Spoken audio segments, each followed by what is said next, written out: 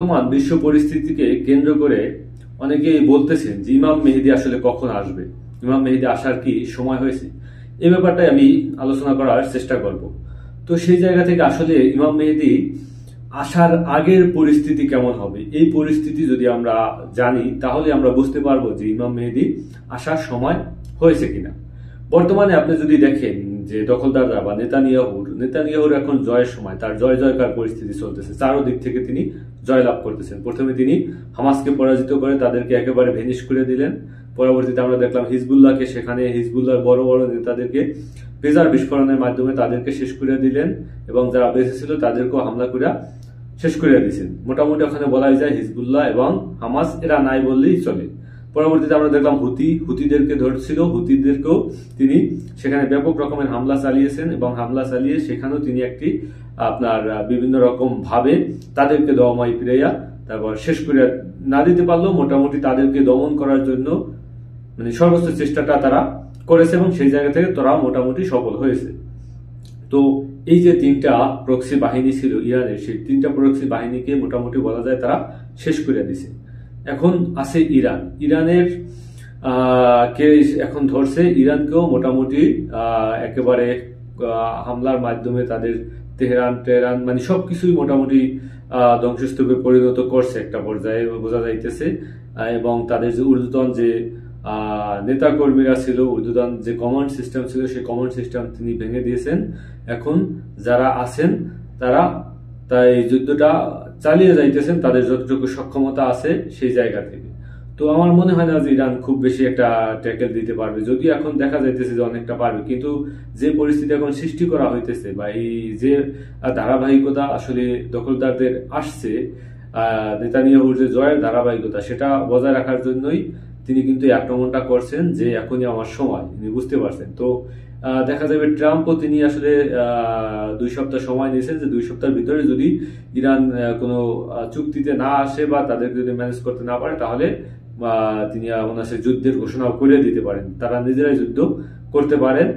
কারণ নেতানিয়াহু যেভাবে আসলে জিনিসটা হ্যান্ডেল করতেছেন এবং ডোনাল্ড ট্রাম্প সহ সেই সরকারের ভিতরে ইহুদিদের যে প্রভাব সেটা কিন্তু অনেকটাই বেশি। তো সেই জায়গা থেকে আমার মনে হয় যে আসলে নেতানিয়াহু যে প্ল্যান বা ট্রাম্পকে যে কোনো ভাবে হোক এই যুদ্ধে তিনি জড়িয়ে ফেলবেন এবং তাদেরকে নিয়ে তারপর ইরানে দমন পীড়ন করার চেষ্টা করবেন। এমনকি খোমেনিকেও তারা যে বলেছিল যে আমরা হত্যা করতে পারি কিন্তু করি নাই, কিন্তু আমার মনে হয় খোমেনিকেও তারা চেষ্টা করবেন এবং জানি না আল্লাহ পাক কি করেন। তো সেই জায়গা থেকে আসলেই ইমাম মেহেদী আসার সময় হয়েছে কিনা।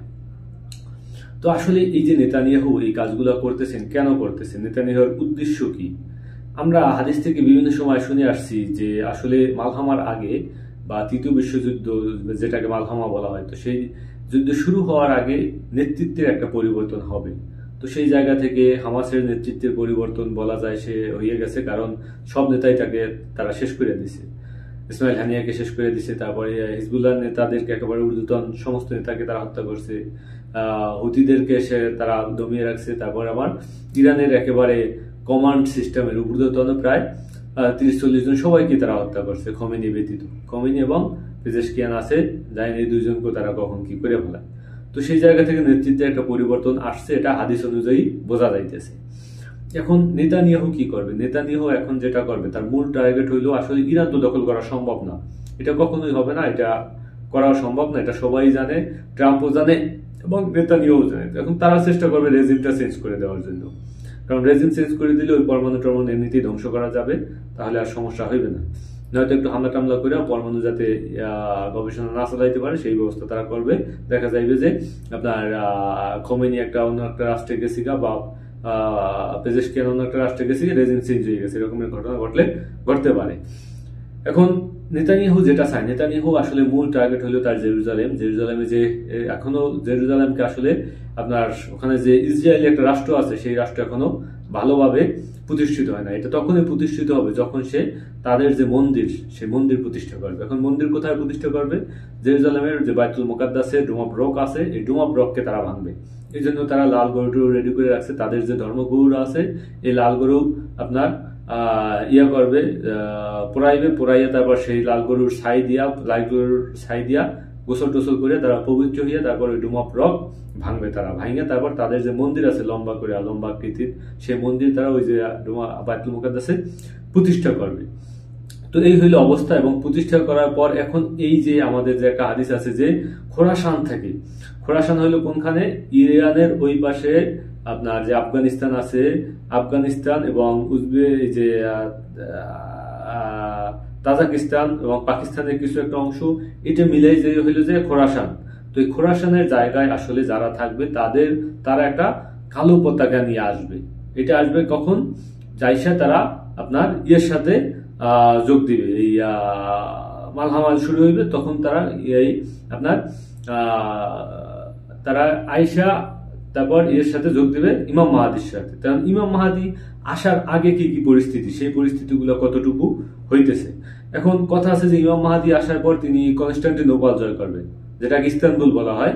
তো এই কনস্টান্টিনোপল যে তিনি জয় করবেন, তার মানে কি, তার মানে কনস্টান্টিনোপল কোনো একটা অমুসলিমরা দখল করবে। তো কারা দখল করতে পারে, হয়তো ফ্রান্স দখল করতে পারে। তো ফ্রান্স যদি কনস্টান্টিনোপল দখল করে বা তারা যারাই দখল করবে কনস্টান্টিনোপল, তো কনস্টান্টিনোপল যদি তারা দখল করে, সেটা ইমাম মাহাদি আইয়া তারপর তারা সেটাকে উদ্ধার করবে। তো এখনো তো কনস্টান্টিনোপল দখল হয় নাই। তো তার মানে বোঝা যেতেছে এই যুদ্ধে ইরান হেরে যাবে এবং হেরে গিয়ে তারপর তারা একটা নীরবে নিবৃত্তিতে একটা জায়গায় চলে যাবে, তারপর সেখান থেকে আস্তে আস্তে শক্তি আরোহণ করতে থাকবে এবং একটা পর্যায়ে তারা আপনার সেই এই পাশে আপনার যে ডোম অফ রক তারা ভেঙে তারপর সেখানে তারা সেই মন্দির স্থাপন করবে এবং ওই পাশে তুর্কির যে ইস্তানবুল আছে সেই ইস্তানবুল কি তারা দখল করে নিবে। এবং দখল করার পর আস্তে আস্তে তারা যে তাদের যে প্ল্যান পরিকল্পনা অনুযায়ী তাদের যে সেই গ্রেট ইসরায়েল, যেখানে জর্ডান বলেন, জর্ডানের সম্পূর্ণ অংশ, তারপর মিশরের কিছু অংশ, তারপর ওই যে আপনার লেবাননের কিছু অংশ, পুরো সিরিয়া, এভাবে সবকিছু, ইরাকের কিছু অংশ, সৌদি আরবের কিছু অংশ, এটা মিলিয়ে হলো তাদের আপনার গ্রেটার ইসরায়েল। সেই গ্রেটার ইসরায়েল যখন প্রতিষ্ঠা করবে তখনই হয়তো তারা কেউ এসে ওই ইস্তানবুল দখল করবে এবং ইস্তানবুল দখল করার পরই আসলে ইমাম মাহাদি আসবেন এবং ইমাম মাহাদি আসার পর এটা মালহামা শুরু হবে। এটাই হলো প্রকৃত ইয়ে। তো সেই জায়গায় কনস্টান্টিনোপল জয় করার পর ইমাম মাহাদি জয় করবে এবং ইমাম মাহাদি যখন জয় করার পর তখন দাজ্জালের প্রকাশ ঘটবে এবং দাজ্জাল আসার পর দাজ্জালের সাথে যুদ্ধ করে ইমাম মাহাদি পারবেন না, তিনি হয়তো একটা জায়গায় আশ্রয় নেবেন। তো পরবর্তীতে দাজ্জাল আইসা কি করবে, সবকিছু কন্ট্রোল করবে, এআই এর মতো আর কি, মানুষের ব্যক্তিগত পর্যায়ে পর্যন্ত সে চলে যাইবে। মনে করেন আপনি দোকানে একটা খাবার কিনতে গেছেন, দাজ্জাল এমন একটা সিস্টেম করবে যে তার যে চিহ্ন আছে সেই চিহ্ন ব্যবহার করে আপনি একটা খাবার কিনতে পারবেন। হইতে পারে মনে করেন আপনি দাজ্জালের পক্ষে যারা থাকবে, দাজ্জালকে যারা মাইনে নিবে তাদেরকে একটা সিল মেরে দিবে বা টেটু আকারে বা একটা কিউআর কোড লাগাই দিবে। তারপর কি সেইটা থাকলে সে কি সবকিছু কিনতে পারবে, খাইতে পারবে। সেটা যদি না থাকে আপনি দোকানে গেলেও ক্রয় করতে পারবেন না, মানে আপনার ব্যক্তিগত পর্যায়ে সে স্যাংশন দিয়ে দিবে।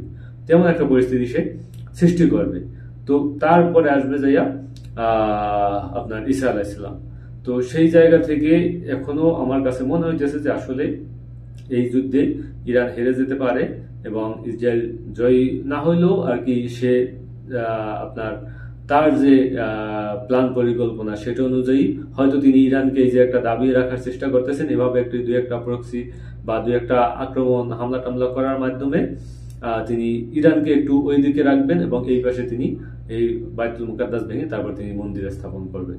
এটি হলো আপনার নেতানিয়াহুর মেইন টার্গেট, মূল আপনার ইচ্ছা।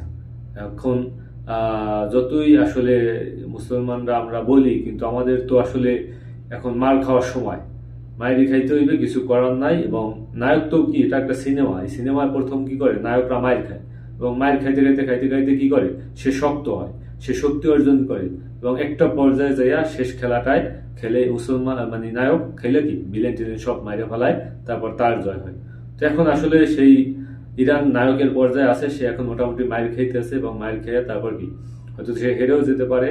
তারপর একটা পর্যায়ে ইরান এবং এই যে আপনার খোরাসানের যে মানুষজন থাকবে এবং ওই যে দেখা যাইতেছে হিজবুল্লাহ, তারাও এখন শক্তি আরোহণ করতেছে, তারাও একটা পর্যায়ে আইসা তারপর মালহামা শুরু হবে এবং সেই মালহামাই বলা হইতেছে যে বিশ্বের পৃথিবীর প্রায় 1/3 মানে 2/3 লোক মারা যাবে এবং একটা পর্যায়ে আপনার ঈসা আলাইহিস সালাম এসে তারপর উদ্ধার করবেন মুসলমান জাতিকে।